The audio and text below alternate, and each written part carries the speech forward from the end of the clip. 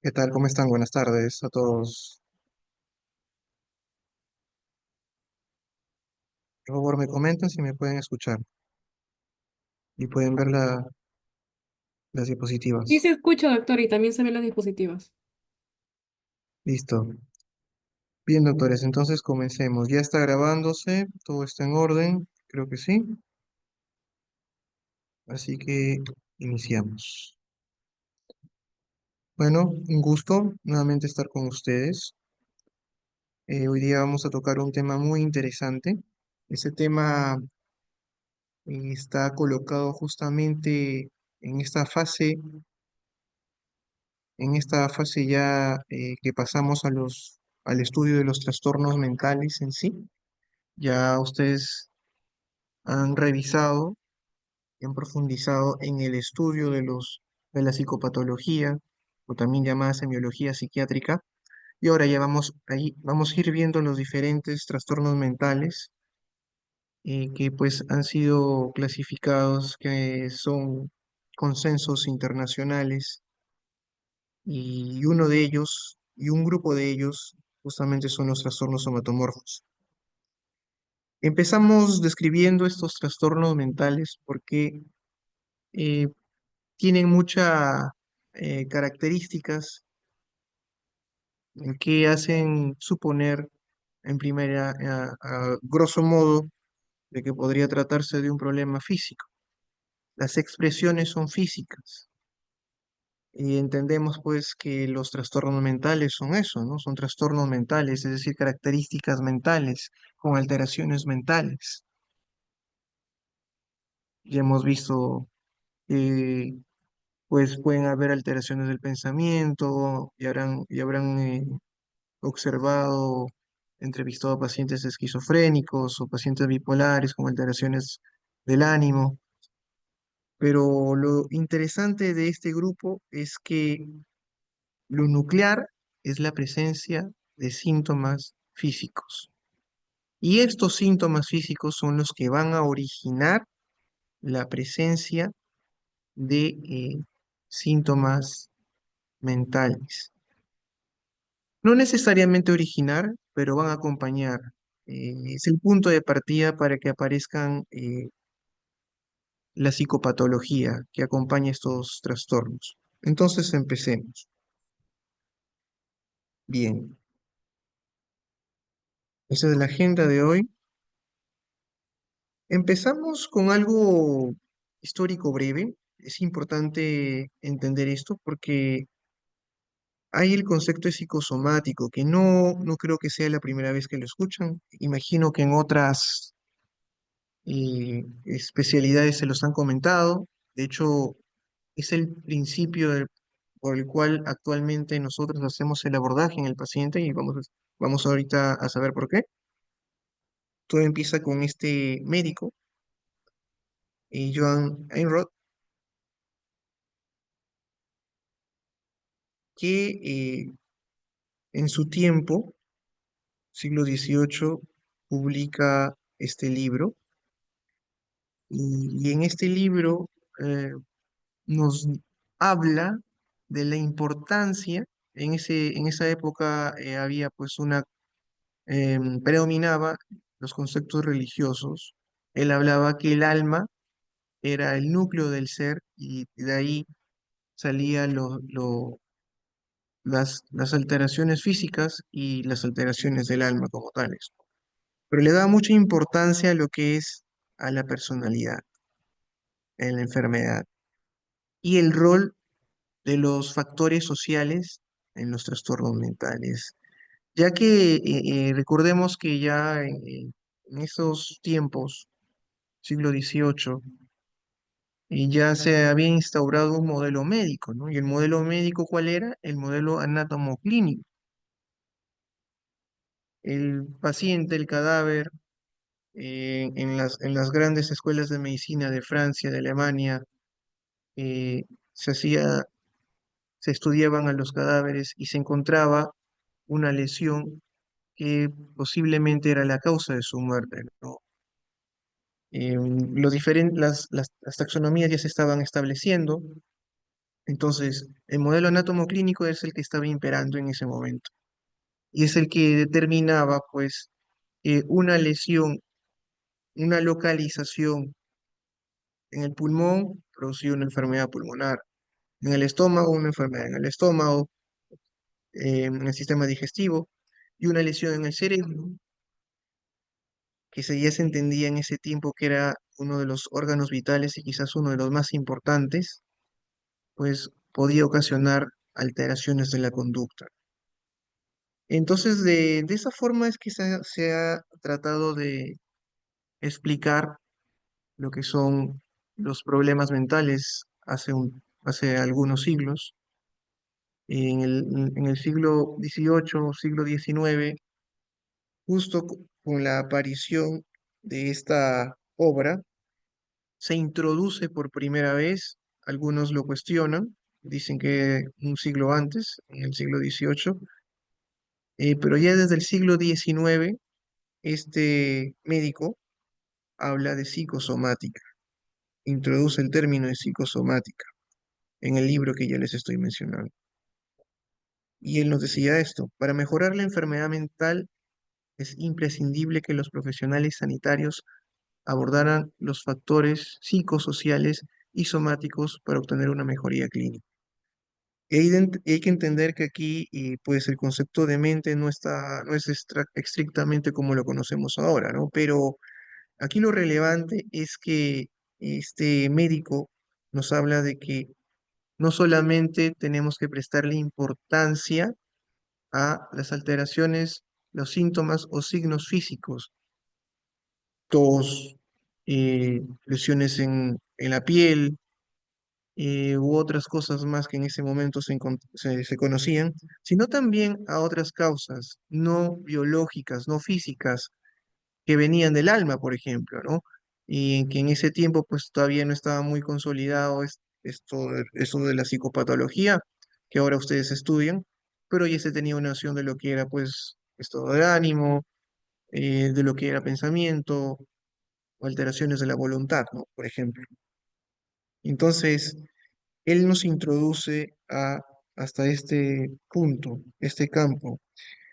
Posteriormente surgieron algunas eh, opciones que decían que no era el primero que había hablado de psicosomático, sino Jean-François Picot en Francia, aunque el médico es de otra nacionalidad, que en el siglo XVIII ya hablaba de psicosomática. El hecho es que ya desde el siglo XVIII, aparentemente, de manera oficial, en el siglo XIX, ya se comenzaba a tener la idea de que no solamente debemos abordar al paciente en su aspecto físico, sino hay otros aspectos como el mental, incluso factores sociales que pueden tener mucha relevancia en lo que es el desarrollo de su enfermedad, en la conservación de su salud. Entonces, tenemos lo que es, pues, aparece ya en el siglo XX, a partir de este concepto de psicosomática que ya se había propuesto en el siglo XIX, lo que es la medicina psicosomática, que es una opción, de hecho, especialidad en algunos países actualmente, que trata de estudiar al paciente como un todo, ¿m? Donde no solamente se va a observar el aspecto físico o las alteraciones físicas, la fisiopatología, sino también las repercusiones que pueden tener en este paciente la psique, incluso el entorno en el cual se desarrolla este paciente, ¿no? Que esa sería la definición de la medicina psicosomática de manera más explayada, como se puede observar en la diapositiva. Y ahí ven en la diapositiva a Félix Desch, que es un médico que trataba a Freud, y en su interacción con Freud, interesante que y acopló algunas de las características o teorías del psicoanálisis, de tal forma que se dio cuenta de que era posible explicar por qué algunos pacientes que él trataba, él era un médico internista, eh, algunos pacientes que tenían problemas cardiológicos no mejoraban. Y pues hasta ese tiempo, el tiempo en el que él vivía, a finales del siglo XIX, las últimas décadas del siglo XIX, no se le daba mucha importancia a lo mental respecto a lo que ya a una enfermedad física instaurada, ¿no? Por ejemplo, pues problemas cardíacos. Y si estos pacientes que tenían problemas cardíacos no se les tomaba en cuenta cómo estaban emocionalmente, por ejemplo, es probable que el problema persistiera, como ahora ya lo sabemos, ¿no? Y lo entendemos de esa forma. Es así que, pues, en el año 22 del siglo pasado, 1922, pues se propone la medicina psicosomática a partir de Felix Dart. ¿Y qué nos dice esta medicina psicosomática? Estos dos supuestos, que la mente y el cuerpo son una unidad y que los factores psicológicos se deben tener en cuenta en cualquier enfermedad. Eso ya lo sabemos, antes era subestimado. Eh, pero ¿por qué esto es importante para nosotros en psiquiatría? ¿Esto tiene alguna relevancia? Por supuesto que sí. Ahí les muestro una moneda. Una moneda tiene dos caras. Aunque es una explicación no definitiva, creo que es una explicación didáctica para que ustedes puedan entender a qué hace referencia todo esto. Cuando hablamos de medicina psicosomática, les mencionaba pues que tenemos que tomar en cuenta no solamente el aspecto biológico, físico, palpable, objetivo, sino también el aspecto subjetivo, la mente, la psique de la persona. Entonces, podemos entender y podríamos entender que en realidad en el paciente hay estas dos sustancias. No me voy a meter a los temas filosóficos, que de hecho sabemos que hay un problema filosófico de la mente-cerebro, de la mente y el cerebro. Tampoco voy a ir al tema de un reduccionismo en donde la mente es el cerebro, porque eso es algo que todavía se debate, pero es una posición claramente extremista. Simplemente entender que la mente y el cerebro es como si fueran una moneda, ¿no? Por una cara está el cerebro, por la otra parte está la mente. Son las caras de una sola moneda que es el individuo, que es la persona. Entonces, por supuesto que si uno se altera, el otro también va a estar repercutido. Pero si la mente también está alterada, esta tiene repercusiones en el mismo cerebro y obviamente en el cuerpo en sí, ¿no?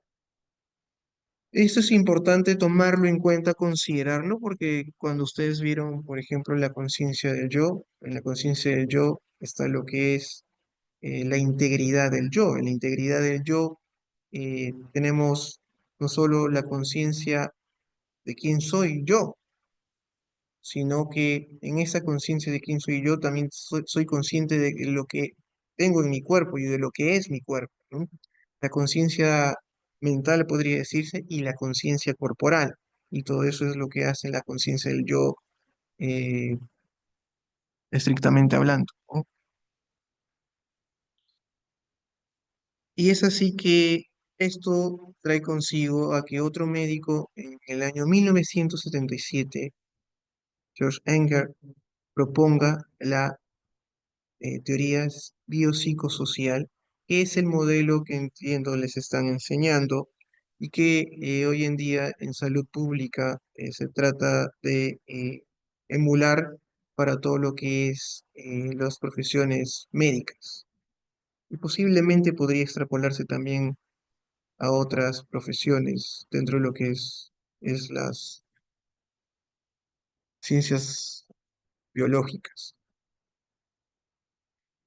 Entonces, después ¿Por qué hablamos de cómo llegamos, mejor dicho, a lo que es trastornos somatomorfos?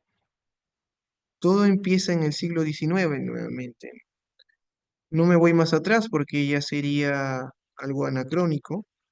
Simplemente ver la evolución de cómo ha ido esto. En el siglo XIX, en los días en donde Freud comenzaba a surgir, existían estas cuatro posibilidades para lo que es la psiquiatría, más allá de lo que es pues la demencia precoz y la enfermedad maníaco-depresiva, que también por ahí en esos años las describe Krepel.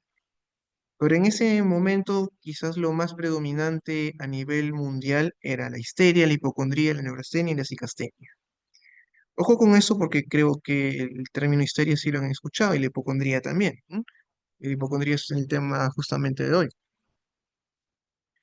Entonces tenemos que pasan los años, va avanzando, principios del siglo XX, las primeras décadas, se constituyen pues los manuales diagnósticos, el DSM-1 y el DSM-2. El principio del siglo, a principios del siglo XX, lo que es predominante en el mundo es el psicoanálisis, con Freud. Y es Freud quien pone como nuclear la mente y explica o trata de explicar la mayoría de cosas con lo que es el consciente, el inconsciente, el subconsciente y los conflictos, ¿no? Bueno, no voy a entrar en detalles, simplemente que el modelo imperante era el de Freud. También por ahí hay otros psiquiatras que tenían mucha influencia, pero principalmente Freud, por lo que Freud trató de explicar justamente la neurosis y la histeria, ¿no? Viene ya mediados del siglo XX y comienza a resurgir lo que es las explicaciones biológicas, neurobiológicas, de repente lo que el precursor de lo que ahora son las neurociencias, y pues aparece el DSM-R, DSM-3R, perdón, y es ahí donde se trata de, por todos los medios, abandonar el término de neurosis y se reemplaza por lo que son los trastornos somatomorfos. De esta forma, en el DSM-3R llegamos a tener todo esto que habíamos mencionado, todo lo que se había abarcado como neurosis y en sus diferentes formas, a cuatro posibilidades: la hipocondriasis, el trastorno conversivo, el trastorno doloroso psicógeno. Ese es en el DSM-3. Eh, bueno, primero DSM-3, después viene R, que es la revisión de la 3. Y es así como comenzamos a hablar de trastornos somatomorfos. En el DSM-4, después DSM-4-TR, texto revisado, se sigue con el nombre de trastornos somatomorfos, pero se expande a otras categorías más, en donde está el trastorno de somatización, agregado a lo que es la hipocondría y el trastorno dismórfico corporal. Y diríamos que se agregan tres categorías más, que son el trastorno somatización, somatomorfo indiferenciado y el trastorno dimórfico corporal. Pero que finalmente en el DSM-5, toda esta categoría de trastornos somatomorfos pase a llamarse trastorno de síntomas somáticos y relacionados. Enfocaré mi exposición principalmente en DSM-5, ya que es justamente quien ha estudiado y ha hecho los cambios respectivos y ha profundizado el estudio en lo que antes se llamaba trastornos somatomorfos, ¿no? Entendiendo pues que también hay otro manual diagnóstico que es el CIE, Sin embargo, el CIE, que se sigue utilizando hoy en día, ese CIE 10, que pues ya ha sido superado ampliamente por las descripciones del DCM-5, y aunque ha salido el CIE 11 todavía no está siendo ejecutado en la práctica clínica, ¿no? Así que por eso es que vamos a tener como núcleo de nuestra discusión el DCM-5. Entonces, en el DCM-5, lo que se denominaba trastornos somatomorfos se llama ahora trastorno de síntomas somáticos y relacionados, y hay cinco categorías. Es el trastorno de síntomas somáticos, el trastorno de ansiedad por enfermedad, que reemplaza a lo que es hipocondría, el trastorno de síntomas neurológicos funcionales, que reemplaza lo que es el trastorno conversivo, factores psicológicos que influyen en otras afecciones médicas y el trastorno facticio. Importante aquí, como puede observarse, que hay cambios en las denominaciones. Como todo en la vida, las cosas van cambiando, ¿no? Y van cambiando de acuerdo a la historia, de acuerdo al contexto. Y esto es muy importante entenderlo, ¿no? Porque hoy en día, en pleno siglo XXI, y muchas personas se sentirían aludidas y quizás ofendidas si es que les decimos, eres histérica, eres histérico, estás neurótica, estás neurótico, ¿no? Eh, y lo utilizamos a veces de forma peyorativa, en contextos coloquiales, como insultos, ¿no? Estás histérica, estás histérico, pero ahora ya entendemos de que pues eso que ha quedado en el en el imaginario de las personas, pues no está tan alejado, ¿no? De hecho, son términos que se utilizaban hasta el siglo pasado, pero justamente como fueron degenerando y fueron utilizando estos términos con fines peyorativos, es que pues a nivel mundial los consensos decidieron cambiarle de nombre a los que ahora conocemos como trastorno de ansiedad por enfermedad, reemplazando la hipocondría, porque hipocondría podía o puede ser considerado peyorativo para los pacientes que lo tienen, y el trastorno de síntomas neurológicos funcionales para lo que es el trastorno conversivo. Ahora ustedes dirán, ¿no? Porque no comenté esto. ¿Qué significa trastorno conversivo? Conversivo básicamente porque los pacientes que que tenían y que tienen este problema, en realidad lo que pasa es que tienen alguna alteración neurológica. Por ejemplo, no pueden caminar, hay una parálisis, y esa parálisis tiene toda una evaluación neurológica, todo un examen neurológico completo, incluso exámenes complementarios, y no hay nada. No hay nada que pueda explicar eso. Así que por eso que en el DCM 3 se le llamó trastorno conversivo, porque está la premisa de que el problema psicológico que tiene la persona se convierte en una alteración en el funcionamiento de, pues, en este caso, motor de la persona que está con la parálisis, ¿no? Por eso se le llamaba trastorno conversivo. Y eso no es algo que vamos a profundizar hoy día, lo van a ver en otro momento, pero para más o menos lo puedan entender, ¿no?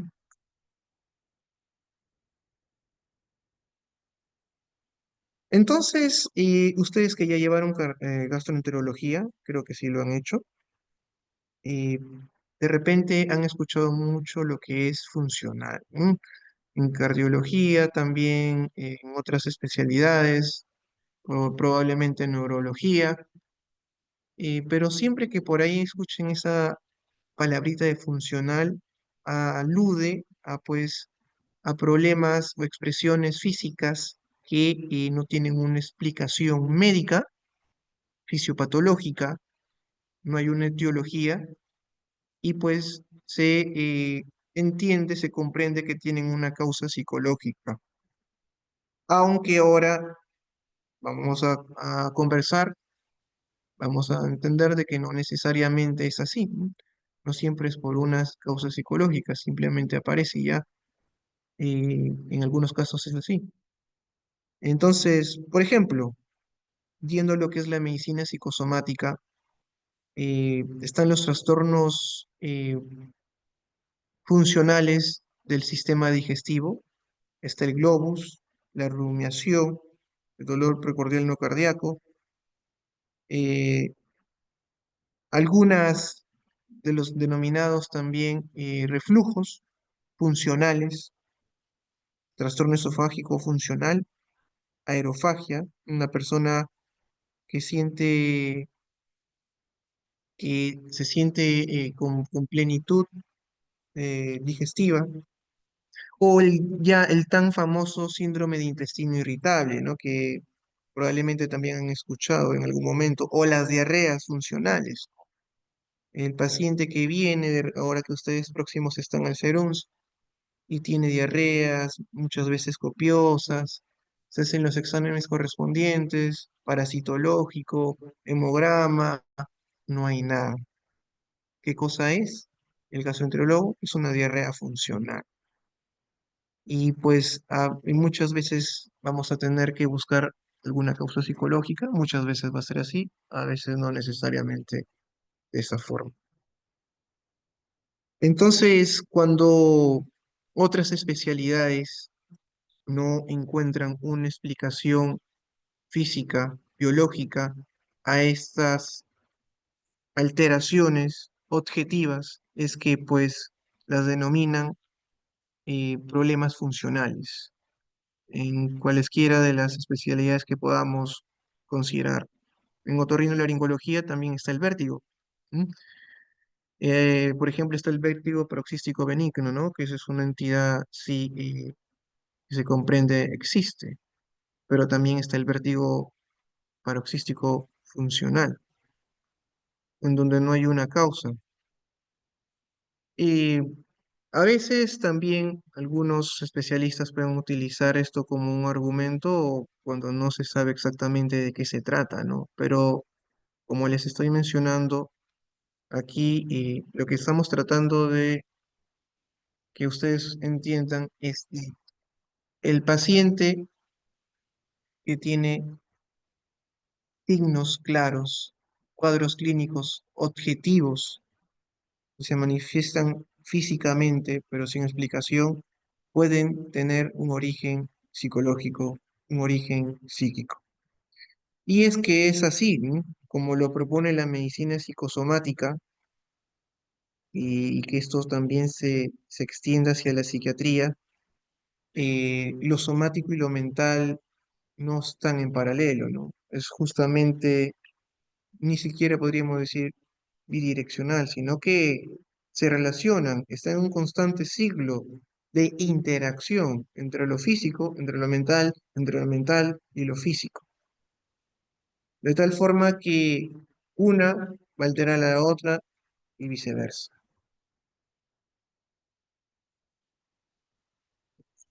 Aquí podemos entender un poco mejor de lo que yo les estaba hablando, cómo ha ido la evolución. En el DCM-4, los denominados trastornos somatomorfos eran estos, se pueden observar en la parte izquierda, columna izquierda, y cómo estos fueron reemplazados en el DCM-5, ¿no? Por ejemplo, el trastorno, lo que llamamos ahora trastorno de síntomas somáticos, incluiría lo que antes era trastorno de somatización, somatomorfo indiferenciado, trastorno por dolor. Esto es básicamente para que tengan una idea, ¿no? Ahorita vamos a explayarnos en cada uno de ellos, bueno, algunos de ellos, y vamos a profundizar en su concepto. Pero aquí cosas relevantes como hipocondría, ¿no? Que hipocondría es como se denominaba, al ser considerado un término peyorativo, ahora se ha cambiado por trastorno de ansiedad, por enfermedad, porque sí, sí, francamente, el paciente que tiene este problema tiene una ansiedad muy grande por tener la idea, la creencia de que puede presentar una enfermedad o que va a presentar una enfermedad. Y bueno, otros puntos. no cambian mucho. Su suma por conversión sigue siendo el mismo. El trastorno dimórfico corporal ha pasado a lo que son trastornos del espectro obsesivo y otros puntos que sí están aquí, no se han modificado. Entonces, en la visión actual, los trastornos somatomorfos denominados, básicamente lo que ha cambiado es la denominación de trastorno de síntomas somáticos.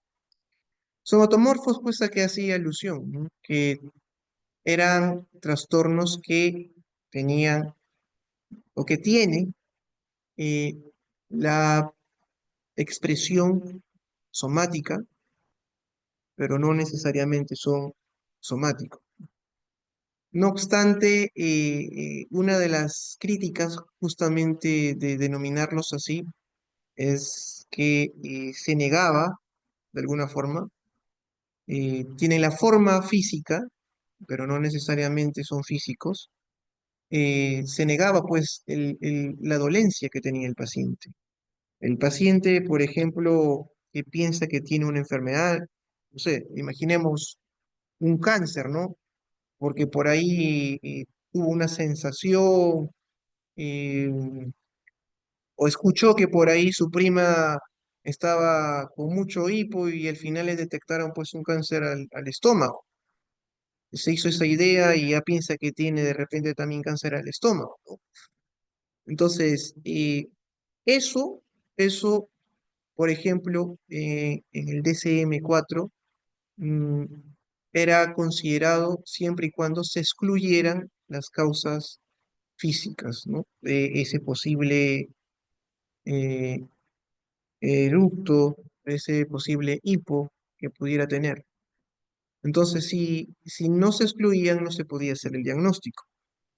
Y por lo tanto, se subestimaba y probablemente en algunos casos se menospreciaba los síntomas y el malestar psicológico, emocional que presentaba el paciente, ¿no? Porque el paciente que comenzaba a tener esa sensación o que tenía estos síntomas como hipo y tenía la idea de que tenía un cáncer, o sea, realmente se siente mal, realmente está sufriendo, pero cuando iba a un gastro, el gastro le decía, no, yo te hice la evaluación física, ya te hice los exámenes complementarios, una endoscopía, etcétera, no tienes nada, vaya al psiquiatra. ¿Sí? Y pues eso es lo que lamentablemente hoy en día suele suceder, todavía suele suceder. Es algo que tenemos que ir cambiando. Es por eso que con buen criterio consideraron hacer esa modificación en el nombre, ¿no? Pero pues igualmente no cambia mucho. Hay ciertas modificaciones, pero los cambios no son completos, ¿no? Por eso es que se sigue conservando el nombre de esta exposición como trastorno somatomorfo. Pero ¿cuáles son las claves de estos trastornos somatomorfos o hoy denominados trastornos de síntomas somáticos y relacionados? Son tres. Uno, que la formulación diagnóstica se basa en los signos y síntomas presentes en el paciente, más que en la ausencia de una explicación médica para los síntomas, ¿no? Partiendo del mismo ejemplo, el paciente que tiene hipo y cree tener eh, cáncer,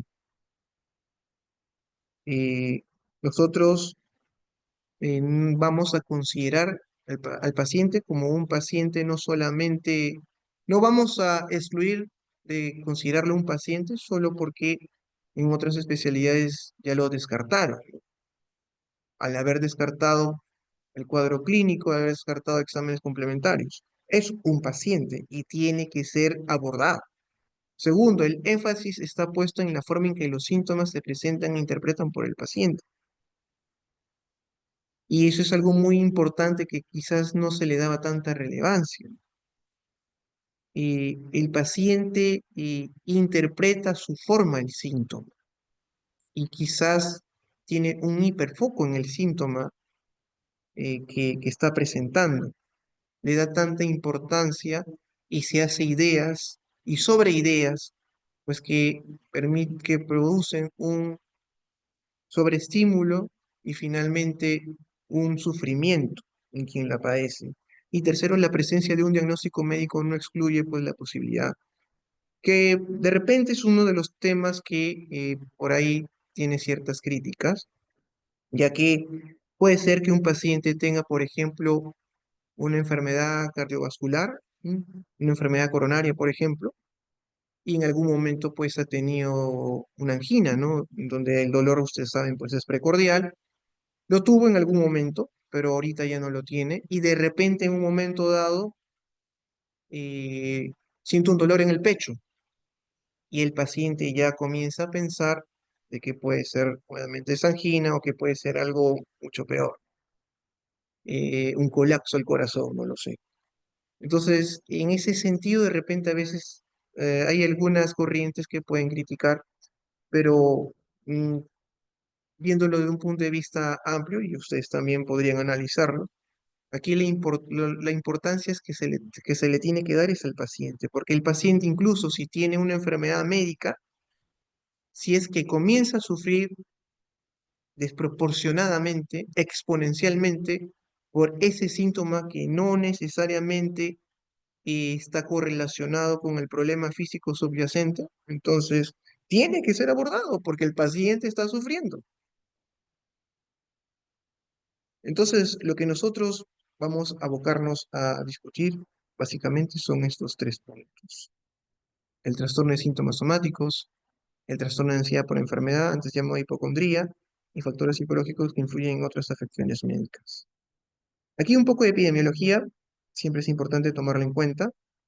El trastorno de síntomas somáticos tiene una prevalencia de 4 a 7% en la población general. Obviamente que em, en establecimientos de primer nivel, en zonas de primer nivel de atención, en la atención primaria, van a ser mayores. Y de hecho que estos pacientes los van a ver más ustedes que posiblemente yo, porque estos pacientes aún hoy, en siglo XXI, sigue habiendo pues estigmatización a los problemas mentales, ¿no? Entonces, que a un paciente que va a cardiología, que va a otorrino, que va a neurología le diga, no, tú no tienes nada, tienes que irte al psiquiatra, puede ser impactante, puede ser chocante al grado, pues que de repente lo primero que puede decir es, ¿usted me está diciendo que estoy loco?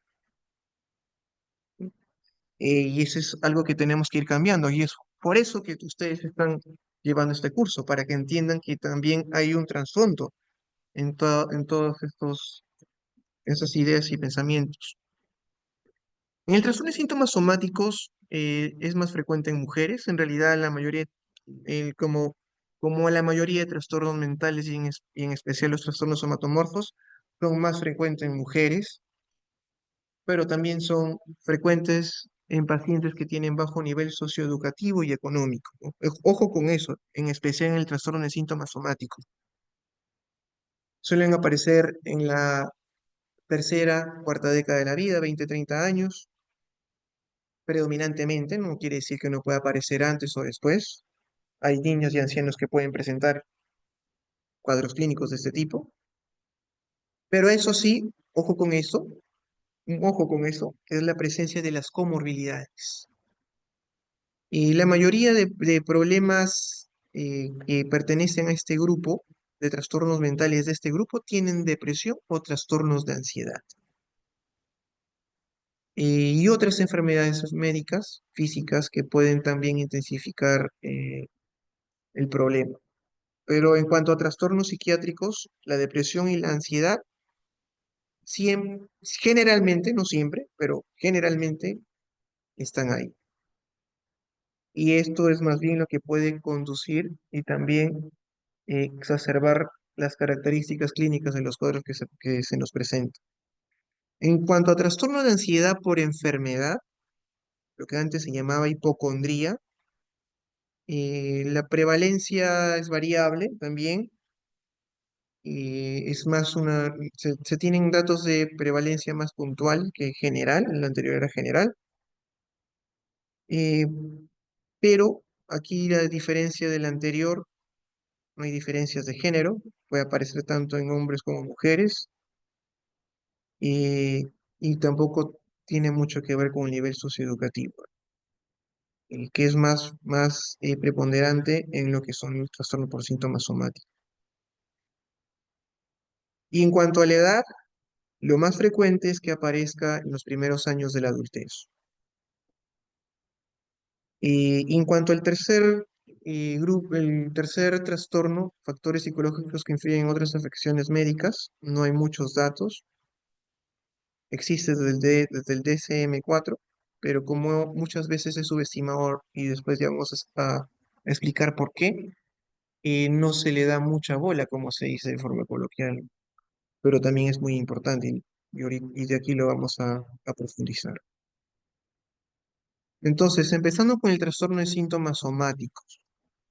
mm, ahí se dice, ¿no? Ahí están las características. La primera dice, uno o más síntomas somáticos que causen malestar o dan lugar a problemas significativos en la vida diaria. ¿Mm? Ya había más o menos mencionado ello, ¿no? Y lo nuclear y el punto de partida es la presencia de un síntoma. Puede ser uno o muchos síntomas. Cuando es uno, mayormente es dolor. Un dolor, que es un dolor generalmente inexplicable por alguna causa física subyacente, o si es explicable por alguna causa física o por un precedente, el malestar que ocasiona es considerable y además produce un mal funcionamiento en la vida del paciente. Y el punto B quizás es lo más relevante, ¿no? Que eso no se consideraba en la clasificación anterior, el DSM-4. En el DSM-5 se trata de ver lo positivo que se encuentra en esos trastornos. Y lo positivo que en el caso del trastorno de síntomas somáticos, que el paciente que tiene esta dolencia, que tiene el síntoma físico, dolor, en otros casos mareos, en otros casos temblor, en otros casos diferentes, lo que ustedes quieran, dolor genital, por ejemplo, también, o dolor de cabeza incluso. eh, este síntoma va a producir reacciones en sus pensamientos que van a ser desproporcionados, van a ser persistentes y, y pues van a estar relacionados de manera catastrófica con ese síntoma que está presentando, ¿no? El que tiene dolor de cabeza, por ejemplo, va a comenzar a pensar de que ese dolor de cabeza se debe a un tumor, por ahí. ¿Sí? Entonces, va a estar centrado en el dolor, cómo es el dolor, qué pasa con mi dolor, va a ir a internet, va a buscar qué pasa cuando es dolor de cabeza, si el dolor de cabeza es en la derecha, en la izquierda, en toda la cabeza, cómo es las características del dolor, etcétera, ¿no? Que son en realidad cosas que solemos preguntar nosotros. Eh, pero esto origina una respuesta emocional ansiosa muy grande, muy elevada. Y pues eh, el tiempo y las conductas siempre van a estar relacionadas a eh, poder consumar o tener una mejor noción sobre el síntoma que está presentando. Ya les decía, buscar médicos, buscar parientes que han tenido lo mismo, buscar incluso en internet algún foro de pacientes que tienen esto o lo que están presentando. Y pues esto es desgastante porque va a interferir en su funcionamiento en uno o varios escenarios de su vida y pues también incluso puede presentar conductas que interfieren en sus relaciones interpersonales, ¿no? Probablemente las más próximas relaciones maritales, relaciones con sus hijos, relaciones con sus familiares o las relaciones laborales. Y el C, bueno, como les decía, nos dice que aunque algún síntoma físico pueda no estar continuamente presente, el estado sintomático es persistente. Claro, es decir, aquí nos ponen un criterio de 6 meses que el paciente tiene este síntoma ahí presente, molesto, incómodo, y entendamos que el síntoma que presenta este paciente es de una intensidad moderada a severa, ¿no? No es una intensidad leve. Ahora, claro, ustedes me dirán, pero el dolor es subjetivo, sí, claramente el dolor es subjetivo, pero cómo lo percibe el paciente es justamente a cómo nosotros tenemos que entender y comprender el sufrimiento que tiene. El paciente tiene este dolor o este síntoma, lo percibe de una forma moderada, grave, ¿no? La intensidad de este síntoma. Por ejemplo, hay pacientes que nos vienen bueno, no emergencia, sino consultorio, que ya han pasado por otorrino, que han pasado por neurologías, tomografía, resonancias, todo, audiometría, y se marean, constantemente mareados, no pueden, no caminan, no pueden caminar, se paran, han hecho ejercicios, les han hecho fisioterapia, de alguna forma eso ha podido mejorar algo, pero se marean, se marean y tienen los mareos constantemente, le da vuelta eh, el entorno y, y pues vienen para que nosotros podamos ayudarlos. El abordaje tiene que ser, por supuesto, integral, pero en este tipo de pacientes lo que tenemos que tomar en cuenta es que el síntoma se presente de forma persistente, ¿no? El paciente no necesariamente lo va a tener todo el día, ¿no? Justamente en uno de estos criterios nos habla de las conductas. El paciente va a tener conductas que van a evitar Va a evitar situaciones, conductas, personas, escenarios que puedan exacerbar o intensificar eso, ¿no? Obviamente, si un paciente tiene mareos, no se va a subir a una montaña rusa, no se va a ir a un parque de diversiones, no va a manejar, o no se va a ir a un lugar que tenga mucha altitud, ¿no? Es lógico. Todas esas circunstancias puede privarse para evitar, pues, que este síntoma sea muy notable o se intensifique más, ¿no?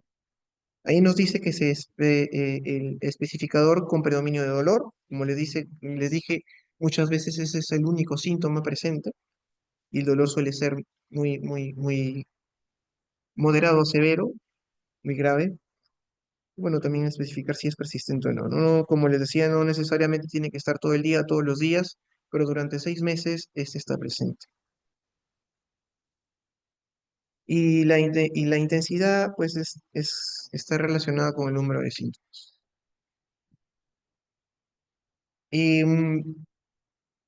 Aquí importante tomar en cuenta esto, ¿no? La presencia de los síntomas sin explicación médica deben tener estos 3 puntos. El modo de presentación atípico.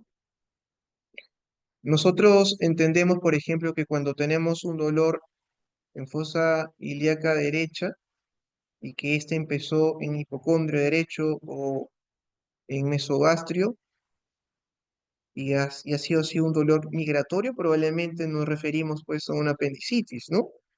Pero si un paciente te viene con un dolor en hipocondrio derecho, después este se va a hipocondrio izquierdo, después se va a fosiliaca, después se va a flanco derecho y después izquierdo, no tiene una presentación típica, ¿no? No es una forma coherente, ¿no? Que ya se ha descrito. El curso también, el curso y la evolución que tiene no es la adecuada. De repente el paciente tiene dolor muy intenso, insoportable, va a emergencia, le dan el tratamiento, mejora, y está bien así durante 2 meses y nuevamente vuelve a aparecer de forma leve y después muy fuerte y después ya no tiene un año y entonces esa forma, ese curso no es tampoco coherente y nos aleja pues del problema, ¿no? Físico y nos inclina más hacia este tipo de problema psiquiátrico. Las pruebas complementarias y pues que se hacen han descartado, nos han alejado de la posibilidad de un problema pues de origen orgánico. Y el trastorno de síntomas somáticos suele ser crónico, suele ser fluctuante, ya les dije, ¿no? Intermitente. em, y pues una de las características es que en el 50% de los casos puede remitir, es decir, que desaparecen los síntomas. Y para eso, y esto puede aumentar pues con el abordaje, el tratamiento que se instaura, ¿no? A eso se refiere sin tratamiento. Y los factores de buen pronóstico, son estos cuatro: la ausencia de una patología médica o trastorno de personalidad. Como les decía, ¿no? Mm, si lo vemos todo desde un punto de vista psicosomático, el paciente que tiene una forma de ser peculiar, por ejemplo, que es muy eh, irritable, tiene una tendencia a ser irritable, vamos a ponerlo como ejemplo. Sabemos que hay clústeres de personalidad, pero pongamos por ejemplo que es una persona impulsiva, y pues esto no va a ayudar de repente pues a mejorar este síntoma de mareo, ¿no? Una persona impulsiva que de repente pues se le ocurrió de que quiere algo y necesita ese algo y se va, no sé, en la madrugada a comprarse ese algo, eh, a pesar de que tiene los mareos, pues estos mareos van a intensificarse, ¿no? Van a exacerbarse por estas actitudes. El inicio brusco de la sintomatología es un factor de buen pronóstico, eh, ya que lo interesante es que al ser brusco es más llamativo, el paciente le da más atención y obviamente que va a acudir más rápido al especialista, ¿no? No psiquiatra, y posiblemente va a llegar más rápido al psiquiatra. Les decía pues que uno de los factores que se asocian son el mal nivel socioeconómico, el bajo nivel educativo. Una persona que no entiende qué es lo que tiene y no sabe describir qué es lo que tiene se va a desesperar más que una persona que sí sabe, ¿no? Y que entiende que de repente pues que lo que tiene simplemente es mm, un adormecimiento, ¿no? Todos sabemos que si estamos sentados mucho tiempo, se nos va a adormecer la pierna, pero alguien que desconoce eso va a sentir, pues, no sé, que es una parálisis, es un derrame cerebral, ¿no? Según algunos pacientes, según algunos pacientes. Y pues tener en cuenta que como estos trastornos, en especial de síntomas somáticos, es comórbido con depresión y ansiedad, si hay un adecuado abordaje, incluso temprano, de estas comorbilidades, es muy probable que también el problema de síntomas somáticos mejore. Bueno, después aquí algunas cosas importantes que tomar en cuenta. Les decía que a veces estos síntomas somáticos pueden estar a la par con un problema físico real. El paciente que tiene o ha tenido o tiene como antecedente una enfermedad cardiovascular, y pues que tiene actualmente un dolor en el pecho, pueden coexistir, esto no se excluye mutuamente. Pero pues como les decía, lo nuclear de este problema es la presencia de pensamientos, sentimientos y comportamientos exagerados, sobredimensionados a el síntoma que se está presentando. Lógicamente que esto va a llevar a que el paciente acuda a servicios de salud, a establecimientos de salud física, eh, las postas, los centros de salud, los hospitales privados, particulares, para precisar qué es lo que está presentando. Y esto va a originar gastos, ¿no? Gastos personales, y para el sistema de salud pública, obviamente, gastos innecesarios, ¿no? Que estos pacientes pues no tienen realmente un problema físico. Por eso es que el cuadro clínico es muy importante, y ya se lo habrán repetido mucho los diferentes colegas de otras especialidades, que ustedes saben establecer, obtienen un adecuado cuadro clínico y saben cómo es el curso, la evolución de ese cuadro clínico, y está el diagnóstico. Y si esto no coincide, pues no hay nada, no hay mucho que hacer. No hay necesidad de siempre estar pidiendo exámenes complementarios como resonancias, tomografías, de repente cosas más sencillas como exámenes de sangre, ¿no? Examen de orina, o ya, si vamos a radioimágenes, una radiografía simple, ¿no? Y lógicamente que como no tienen un problema físico, no responden a intervenciones médicas. Y lo que sí es importante, y eso sí tienen que tomarlo en cuenta, si es un paciente que ustedes consideran o presumen que puede tener este tipo de trastorno, debemos evitar las intervenciones, porque estas intervenciones más bien refuerzan y estos pacientes pueden pensar más bien que no se le ha hecho adecuadamente la intervención, por lo tanto que me repite la endoscopía, el enterólogo, el segundo no lo hizo bien, le faltó esto, me voy al tercero y el cuarto y así. Sienten que las intervenciones, los tratamientos no han sido suficientes y es por eso que siguen teniendo el síntoma que sienten, que sienten, ¿no?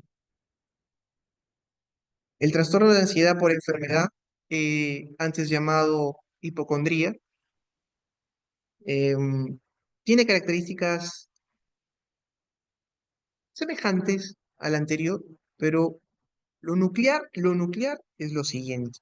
Mientras que en el trastorno de síntomas somáticos nos centramos en el síntoma, en la dolencia, en el trastorno de ansiedad por enfermedad, antes llamado hipocondría, nos vamos a centrar en el diagnóstico. Ejemplo, un paciente comienza a eructar y tiene antecedentes en su familia, por ejemplo, de que no sé, su padre murió por cáncer del estómago porque eructaba mucho y vomitaba, tenía náuseas, etcétera, pero empezó así. Con ese signo, pues con ese síntoma acudió al gastroenterólogo y de ahí se hicieron todos los exámenes correspondientes y finalmente le diagnosticaron eso, ¿no? Entonces se hace la idea, tenemos ese punto de partida, pero ese eructo, en el caso del paciente con ansiedad por enfermedad, es un eructo como cualquiera podríamos tener. No es una magnitud que causa un malestar físico considerable, moderado o severo, como sí sucedía en el trastorno de síntomas somáticos. Es un eructo como cualquiera. Pero, y aquí viene lo más importante, la persona no se va a centrar en el eructo en sí, sino en lo que este eructo podría ser, podría pertenecer, a qué enfermedad este eructo podría pertenecer, y por sus antecedentes y experiencias de vida, posiblemente un cáncer de estómago. Es así que el paciente, si bien es cierto, le presta atención al síntoma, el síntoma no es a lo que le va a dar vueltas, sino a que esto me ha llevado a concluir de que posiblemente puedo tener esta enfermedad fatal. Y lo otro, generalmente son enfermedades fatales, son enfermedades que no tienen cura, o el cáncer, enfermedades neurodegenerativas, y, o pues que son, o incluso enfermedades raras, ¿no? Y algo interesante es que a veces esto puede suceder mucho en profesionales de salud, de la salud, ¿no? No solo voy a decir médicos, pero también probablemente en médicos que tienen pues eh, la predisposición, ¿no? Entendamos que los trastornos mentales como tal, dependiendo de cuál trastorno estamos hablando, siempre tienen alguna característica, tienen alguna base genética, perdón. Y pues son las situaciones externas y las vivencias que van a completar pues la expresión del cuadro clínico, ¿no? Entonces básicamente es eso, ¿no? Ya lo demás lo pueden leer, eso es lo que hace la diferencia. Lo único que aquí nos dice especificar si es con tipo con solicitud de asistencia o con invitación de asistencia, ¿no? Hay dos posibilidades, que el paciente solicite que pues alguien lo ayude, que alguien lo apoye, y otro pues por sí mismo quiere descubrir para no perjudicar, para no comprometer, no involucrar a sus seres queridos. Y ojo, ¿no? Aquí quizás una de las principales características también es que la angustia del individuo no proviene fundamentalmente de la propia dolencia física. O sea, no es que el paciente sienta la angustia por este síntoma que está presentando, por este eructo, por este mareo, etcétera. No es eso. La ansiedad se da por el significado o la causa de dicha dolencia, es decir, el diagnóstico, ¿no? El paciente que tiene mareo, es verdad, el punto de partida fue el síntoma que es el mareo, pero este síntoma lo hizo pensar que tiene un tumor en el cerebro. Entonces el paciente comienza a buscar información de cómo es el tumor en el cerebro y cuáles son las características de este tumor cerebral. Y ahí comienza a presentarse un círculo vicioso, porque al leer sobre las características de este problema, hacen que se sugestione, que de por sí estos pacientes son sugestionables. Y ahí comienza a ver esta palabrita que es la somatización, ¿no? Que para algunos eh, es y para algunas corrientes se debe de utilizar, para otras no. Es un término que viene también de Freud, la expresión somática pues de un problema psíquico, entre comillas, y pues el paciente comienza a tener justamente estas expresiones físicas, ¿no? De lo que había leído.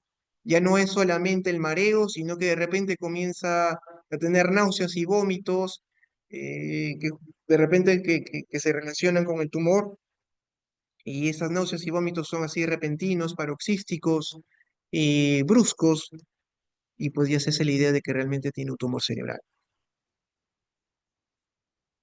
Se alarman fácilmente con las enfermedades y por eso pues en estos pacientes, si escuchan a alguien que tiene algo parecido, le van a preguntar, se van a alarmar sobremanera. Y como en el anterior, van a buscar servicios de salud eh, y van a tener actitudes o conductas que permiten evitar que la ansiedad empeore o, segundo, o van a tener conductas que más bien permitan corroborar la sospecha del diagnóstico que están teniendo. Y algo importante en el trastorno de ansiedad por enfermedad, que su curso es crónico y recurrente. ¿M?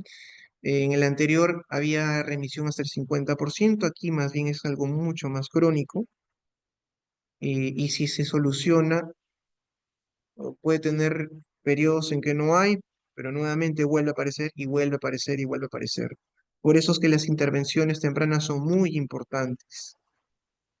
Las comorbilidades con estos trastornos, el trastorno de ansiedad generalizada, el trastorno obsesivo compulsivo, el trastorno de pánico y la depresión, el trastorno depresivo mayor. Ojo con eso. Si bien en el anterior también había comorbilidad con trastornos ansiosos y depresivos, mayormente con la depresión, aquí sí hay una mejor delimitación de cuáles son esos trastornos de ansiedad que se relacionan.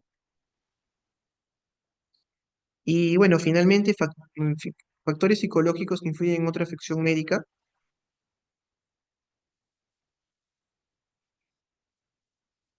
Aquí es fácil. El paciente ya tiene un problema físico, ¿no? Ya tiene una afección médica, digamos, no sé, asma, y se presenta un síntoma psicológico mental que puede intensificar, exacerbar la molestia de que por sí ya tiene. Por ejemplo, un paciente que tiene asma ya diagnosticada, pero tiene ansiedad, no necesariamente con un trastorno de ansiedad, sino que tiene niveles de ansiedad elevados o muy elevados, obviamente que van a, a producir una alteración en la percepción de los síntomas del asma, ¿no? De por sí, la ansiedad puede concurrir con algunas características de falta de aire, de opresión en el pecho, que también son características del asma. Y entonces el paciente puede confundir y pues de repente utilizar más su inhalador, ¿no? Y sabemos que el inhalador de por sí también tiene consecuencias y efectos adversos, producir palpitaciones y se hace un círculo vicioso.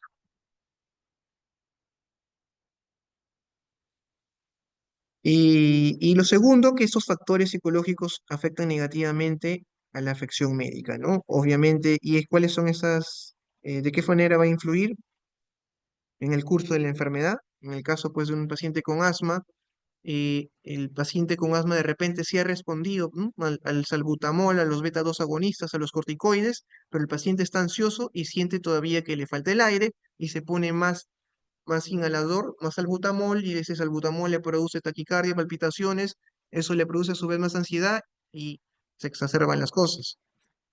Y esto obviamente que va a interferir en el tratamiento, ¿no? Porque si un paciente, por ejemplo, que está con asma, utiliza demasiado el inhalador, o de repente le han dicho que tome prednisona, pero como él piensa que la prednisona, tomar más prednisona le va a mejorar o despejar las vías respiratorias, se toma 5 prednisonas y se produce un síndrome de Cushing, ¿no? Y afecta a todo. Bueno, los factores psicológicos que pueden producir afectación a un problema físico médico, obviamente que es un trastorno mental, ¿no? Pero también síntomas depresivos ansiosos, no necesariamente como trastornos. El mismo estrés, un paciente estresado va a exacerbar los síntomas físicos que ya tiene. Y la personalidad que tiene, la forma en que se conduce con los demás, la forma en que trata a los demás puede repercutir en cómo va a ir el curso de la enfermedad que padece, física que padece. El estilo de afrontamiento, algunos lo van a afrontar de la mejor manera, otros no. Unos más bien se van a aislar, al aislarse, no compartir lo que están sintiendo, y pues pueden presentar más síntomas emocionales que van a exacerbar mucho más el padecimiento físico que presenta. O por ejemplo, tener actitudes como no hacer caso a las indicaciones que le ha dado el doctor. Nuevamente con el paciente de asma le han dicho que haga 2 puffs cada 6 horas y lo hace solamente cuando quiere o cuando siente que le falta el aire. O por el contrario, hace 2 puffs y cada vez que siente una sensación de hormigueo en el cuello, ¿no? O lo sé, cosas como esas. Y las afecciones médicas pueden ser enfermedades fisiopatológicamente establecidas como diabetes, enfermedad coronaria, síndromes funcionales también, funcionales como intestino irritable, fibromialgia, o idiopáticos, ¿no? Como el dolor, la fatiga, los mareos, que son un poco más transversales y pueden ser de consecuencia de muchos sistemas, ¿no? Y como decía, pues el trastorno de ansiedad perdón, los trastornos somatomorfos, y pues dependiendo de qué estamos hablando, van a ser variables, ¿no? Las razones síntomas somáticos decíamos que tiene un curso fluctuante, intermitente, el trastorno de ansiedad por enfermedad, el curso es crónico, este también suele tener un curso crónico, que dura toda la vida.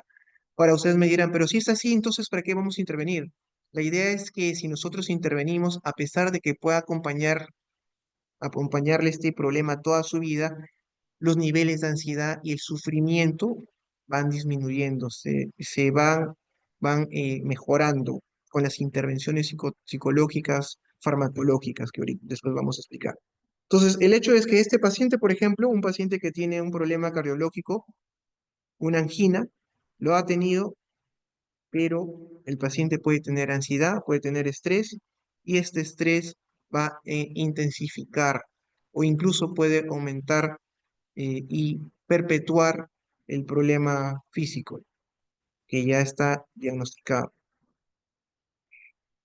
Pero no hay que, hay que hacer la distinción con los problemas físicos crónicos, enfermedades crónicas generalmente, que pueden ocasionar problemas emocionales, ansiedad, depresión, una mixtura de los dos, y pueden causar estrés también en la persona.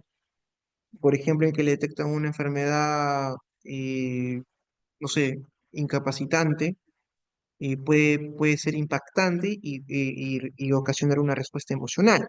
Pero esto no es lo que estamos hablando, ¿no? El problema psicológico es independiente del problema físico, sino que al coexistir o al estar presente en paralelo a la enfermedad física, esta enfermedad física puede exacerbarse. No es al revés.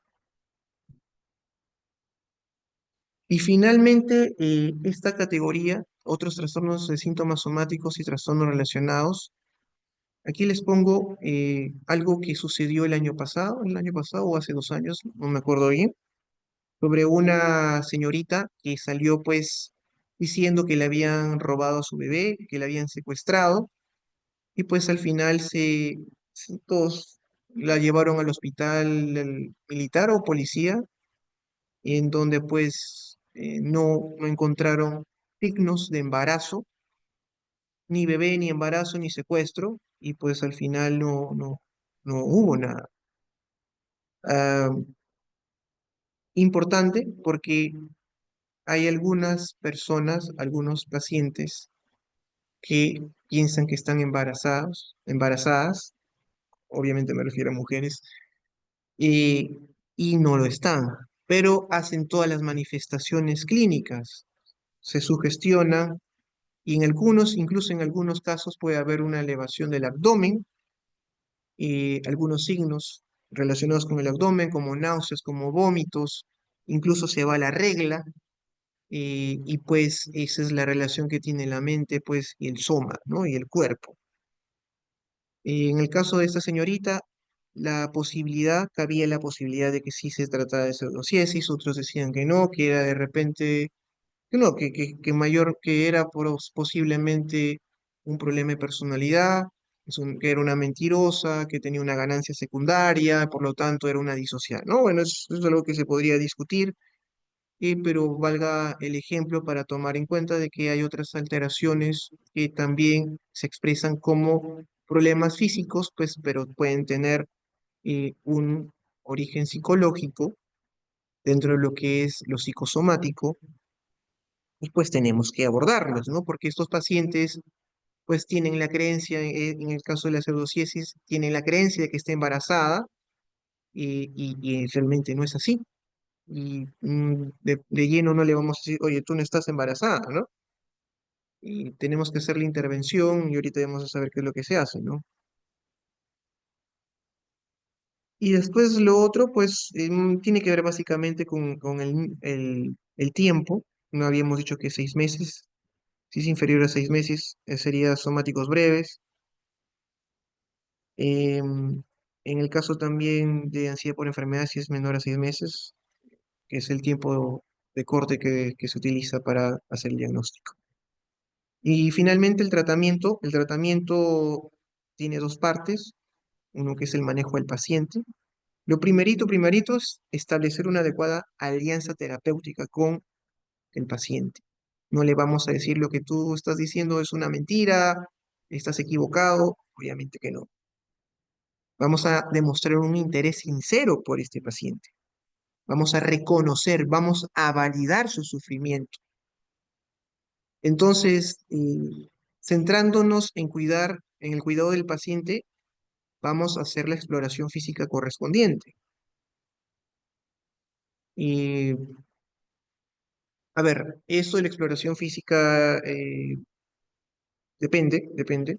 Si es que viene con ustedes por primera vez, esto, lo estoy poniendo en un sentido general, no para el psiquiatra. Obviamente que el psiquiatra, cuando ya llegó un psiquiatra, ya ha sido evaluado por diferentes especialidades, ¿no? Muy de forma infrecuente que vengan de frente con el psiquiatra, ¿no? A eso se hace referencia. Y que el médico que ve este tipo de pacientes tiene que hacer las exploraciones físicas para poder decir pues que realmente no hay una causa física que condicione la aparición de los síntomas, ¿no? Como que pertenecen a este espectro. Evitar procedimientos diagnósticos, ya les dije que esto puede exacerbar y puede producir un círculo vicioso. Y sobre todo enfocarse en que lo que tenemos que lograr en el paciente es mejorar su funcionabilidad. Eh, validar lo que siente. Aquí lo más importante es validar su estado emocional, establecer una adecuada alianza terapéutica, relación médico-paciente, me estoy equivocando, y sobre todo de que el paciente entienda y traduzca con el mensaje que le damos de que lo que queremos es que sea funcional. El problema o la idea no necesariamente tiene que desaparecer. puede estar ahí, pero puede pasar a un segundo plano y a un tercero y a un cuarto y así progresivamente extinguirse. Pero eso no quiere decir que farmacológicamente no podamos hacer nada. El manejo generalmente va a ser de las comorbilidades y como ya hemos visto, estos problemas son comórbidos con ansiedad, con trastornos de ansiedad, con trastorno depresivo, ¿no? Entonces, ¿qué medicamentos tenemos como arsenal? Los inhibidores selectivos de la recaptación de serotonina, los inhibidores de recaptación de serotonina y noradrenalina y los antidepresivos tricíclicos. Entre paréntesis pongo dolor porque estos dos últimos, los tricíclicos, los inhibidores de recaptación de serotonina, noradrenalina, nos ayudarían mucho y de hecho nos ayudan, tipo duloxetina, tipo amitriptilina, a mejorar los síntomas físicos que estos pacientes podrían tener. Y sinceramente he tenido por ahí, a ver, no es que sea muy frecuente, pero habré visto al menos 5 pacientes en mi vida de este tipo. Y pues sí, la verdad que funcionan muy bien los antidepresivos de estas familias, de estas familias. Esto tampoco, o a esto también le vamos a agregar ansiolíticos, tipo benzodiazepinas, el prazolam, clonazepam, diazepam. Ya van a tener una clase teórica y en seminarios también se va a profundizar eso, ¿no? Y que van a minorar pues los niveles de ansiedad, porque aquí como vemos, una de las emociones predominantes es la ansiedad. Y en segundo término tenemos a la psicoterapia. La que tiene mayor evidencia es la terapia cognitivo-conductual, que va a disminuir los síntomas y pues en conjunto con la farmacoterapia y con el manejo adecuado del paciente, a minorar los costos pues públicos y del mismo paciente, ¿no? La psicoeducación también va a ayudar muchísimo. Y por ahí también recientemente las terapias de tercera generación, mindfulness, terapias de aceptación y compromiso podrían ayudar. Eh, no es algo que haya estudiado mucho, pero mm, modelos eclécticos también son bienvenidos, por supuesto. Bueno, entonces, esto es lo que quería comentar el día de hoy, la bibliografía, y pues no sé si tienen alguna duda o pregunta.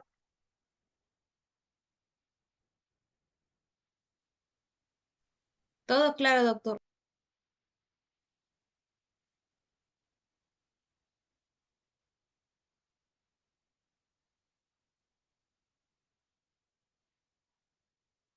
Listo. La clase se la voy a pasar a la doctora Valeria, ella la va a difundir a todo el resto, ¿sí? Bueno, ha sido un gusto, espero que les vaya bien, que nos estamos viendo.